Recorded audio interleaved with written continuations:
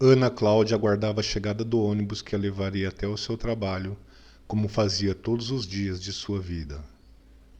Ela era inspetora de qualidade em uma empresa de objetos eróticos e naquele dia estava tranquila, pois havia saído mais cedo de casa, portanto, poderia esperar pelo outro ônibus que viria um pouco mais vazio. Devido ao calor que fazia naquela manhã de dezembro, isso seria ótimo para ela.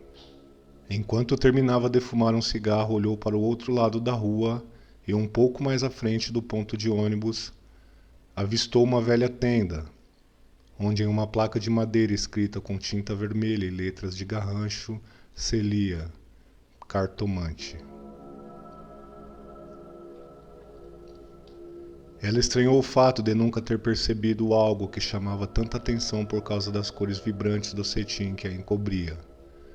Talvez fosse por causa da sensatez voraz que a cegava para qualquer tipo de superstição, crença ou deidade.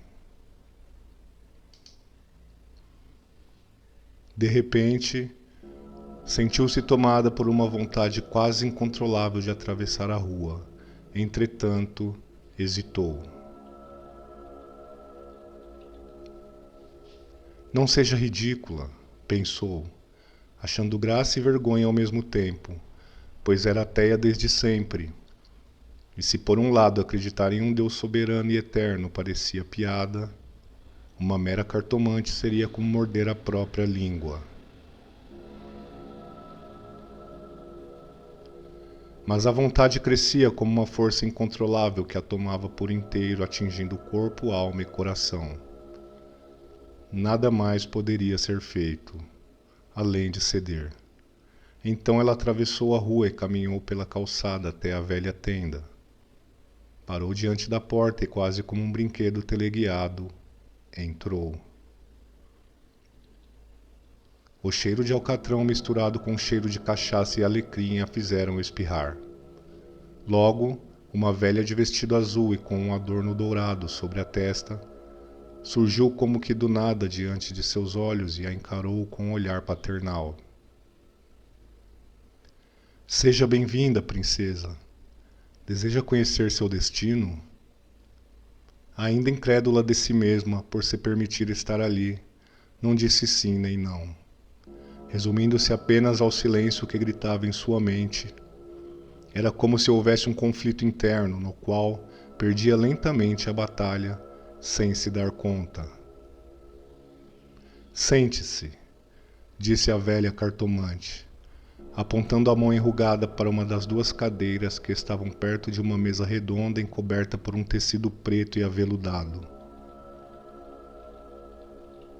Ainda sem dizer uma palavra sequer, Ana deixou seu corpo cair sobre a cadeira, ainda com o olhar obstante e desnorteada. Quer que eu leia as cartas? Perguntou a velha cartomante. Não. Quero dizer, sim. Não vai se atrasar para o trabalho? Como ela sabe? Como? Pensou Ana, aturdida. Preciso de uma prova de que você não é uma charlatana, falou. A velha cartomante sorriu, deixando à mostra seus grandes dentes de ouro e exalando cheiro de alcatrão com cachaça. Pois bem, ela disse. Então começou a citar alguns fatos relacionados ao seu antepassado. Seu irmão morreu afogado na piscina de sua avó, enquanto comemoravam a Páscoa. Você teve um cachorro branco chamado Biscoito, que não tinha as patas traseiras por causa de uma doença rara que o levou à amputação. Enquanto falava, a velha virou uma carta do baralho, As, que significa má sorte. Então prosseguiu. Seu pai a molestava quando era criança. Chega! Gritou Ana Cláudia ao tapar os ouvidos. Sempre se escondendo da verdade, não é, princesa? Como sabes de tudo isso, velha? Mas eu não sei. A velha respondeu sorrindo. São as cartas, e elas nunca mentem. Mais uma vez, a velha virou uma carta. O ceifador. Pra mim chega. Não vou participar desta charlatanice. Quanto lhe devo? Diga e eu vou embora desta espelunca. Instou Ana ao levantar da cadeira. Você não me deve nada, disse a velha cartomante, desta vez sem sorrir. Mesmo assim, Ana retirou algumas notas da carteira e as jogou sobre a mesa. Fique com o troco e aproveite para contratar uma diarista para limpar este lugar. Está imundo.